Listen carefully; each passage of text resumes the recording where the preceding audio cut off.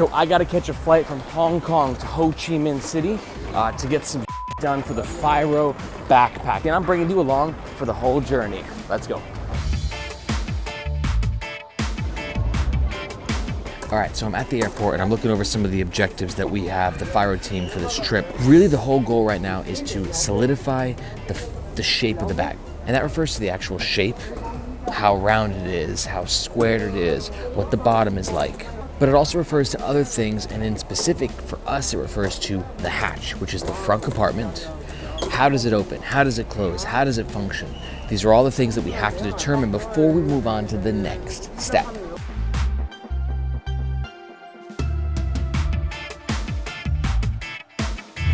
Good morning, Vietnam. I got in a bit late last night, checked into my Airbnb. This is where I'm staying. It's the neighborhood of Thao Dien. It's an expat-y, but really beautiful neighborhood in Ho Chi Minh. I'm gonna get ready, eat some brekkie, grab a motorbike, and then head down to Luke's office, which is just about 3 minutes from where I'm staying. And then we're gonna take a look at the fabric mock-ups and get the moving. All right, so we just rode our motorbikes from the city center to now we're at the Sang. The Sang is the factory that we're working with right now. It's run by a dude named Richard. He's such a badass. He's making backpacks for like 20, 30 years. What's cool about the Sang sample room is it's like in this old house. It's really quaint and it's kind of adorable. Let me show you. So you can see on the first floor behind me, they're doing some sampling. And then we go upstairs. This thing is like a 5-story old house or office building, I'm not sure. But you can see now we're on the second floor. This is where a lot of the Fyro action takes place. You can see Luke's over there working some magic. So now we're gonna go upstairs into the meeting room, chat about the new samples, and hopefully start making some decisions.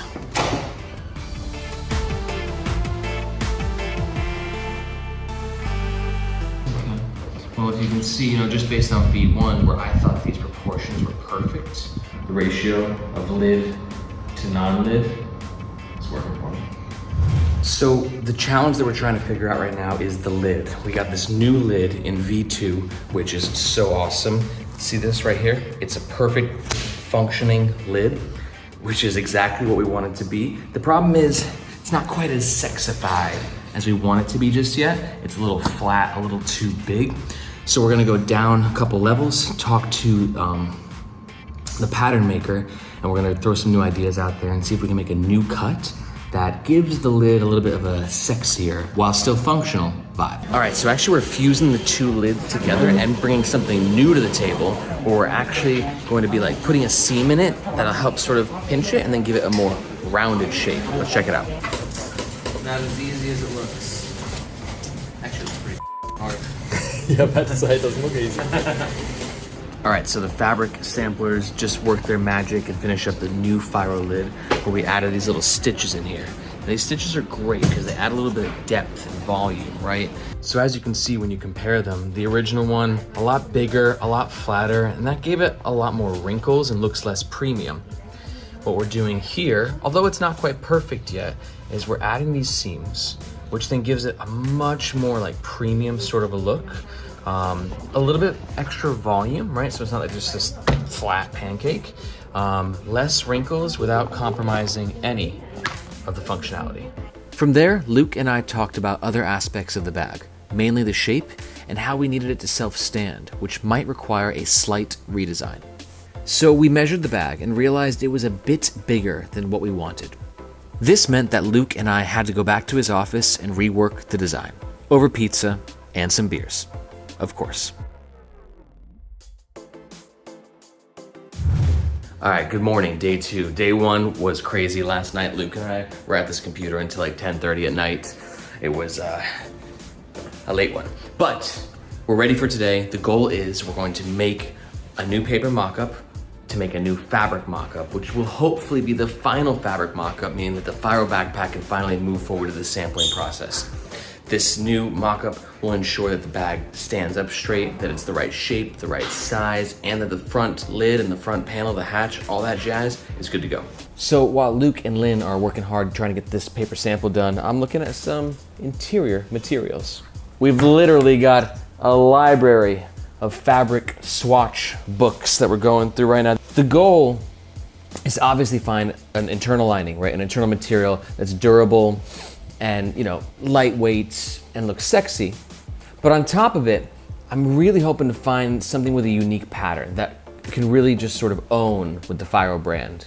Like, it's so cool when a brand really owns a pattern or a material, like the way that you see 1680D ballistic nylon and you just kind of think air sometimes. Or I love what Alpaca is doing by kind of just using that neon orange honeycomb ripstop as the lining in all their bags. Like, they're starting to really develop a brand identity, and that's what I'm hoping to do with Fyro.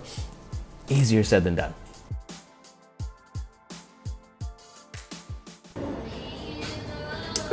Oh yeah. Now we jamming.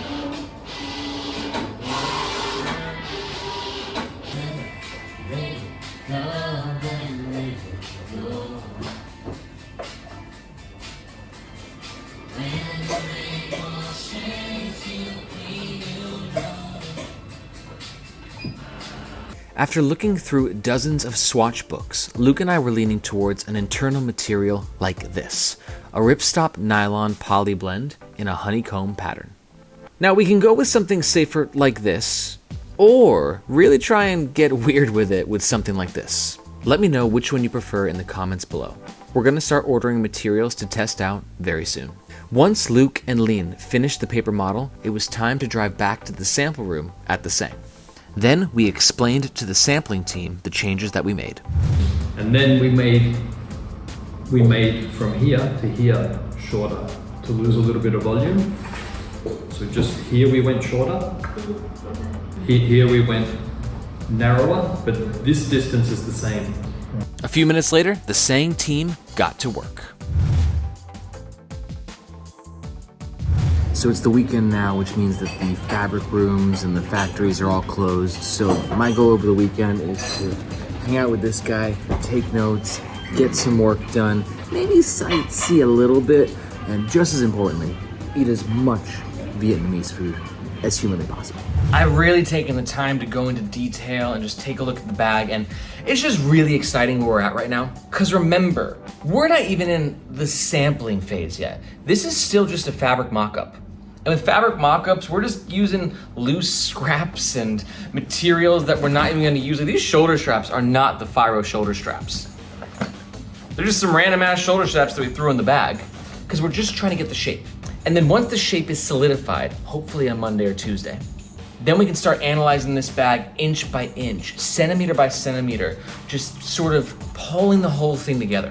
And just a little sneak peek of this compartment. We went ahead and threw some pockets in there, yet again, just cheap materials. These will eventually be better materials, elastic materials.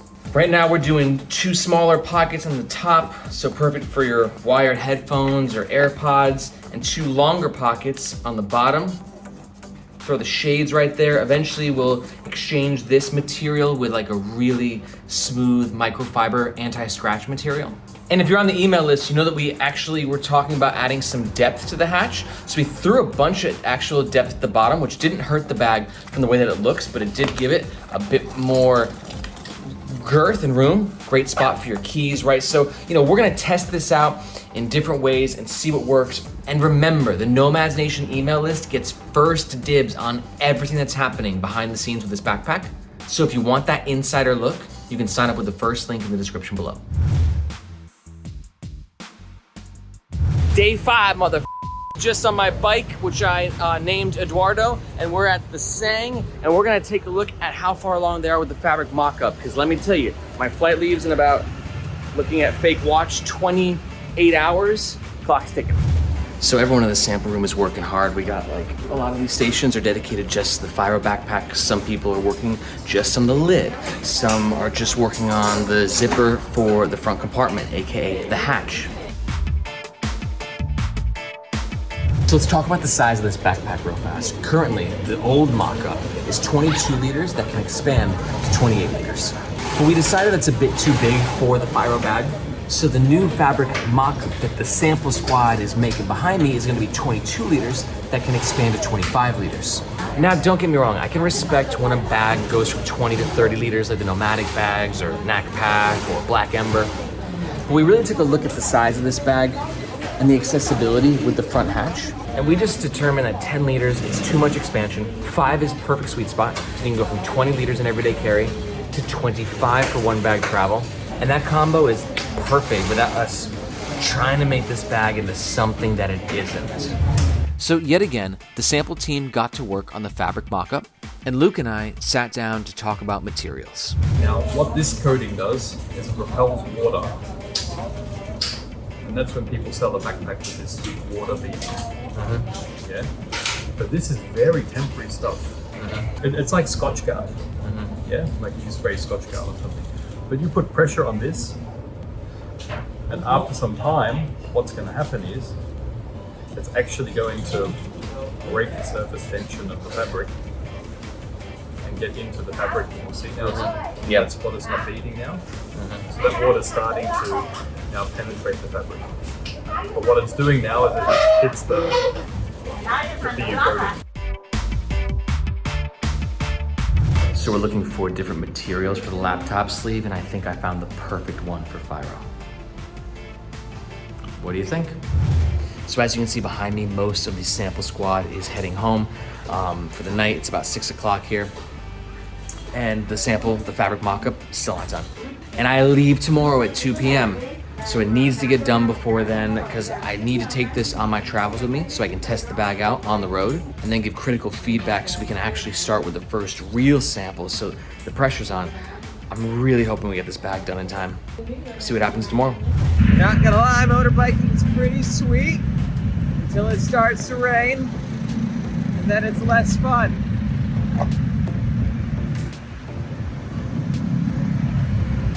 So I'm in a cab, I'm headed to the Sang sampling room. It's my last day. We only have a few hours left to make the bag. And I get a text that actually the power is out at the factory. Which is, it sucks, but it's also kind of funny. I have no idea what the situation is. I'll be there in a few minutes. I'm gonna check it out. Hopefully they have some battery-powered sewing machines. I really wanted to take this bag to Europe, man. Okay, thank God the power got turned back on. They're working on the bag right now. This young lady is putting on the binding. It's the final steps. They put all the different pieces together, sew them together, bind it together, and then we look at the bag together. It's yours. Finished? Done? Yeah. Okay, thank you.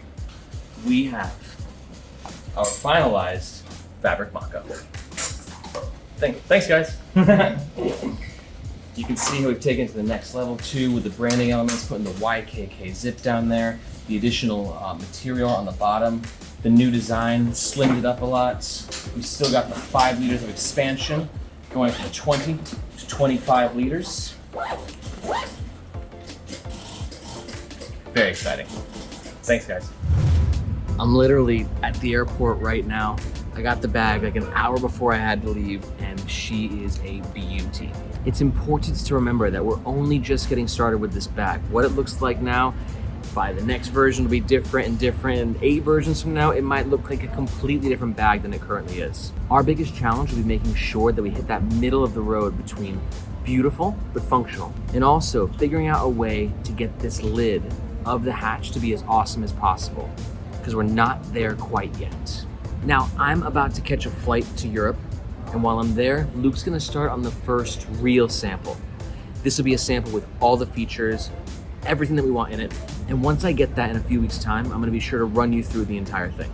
Remember, if you want an insider look at this building a backpack process, be sure to sign up to the email list with the first link in the description. My name's Aaron, this is Nomads Nation. We'll catch you next time.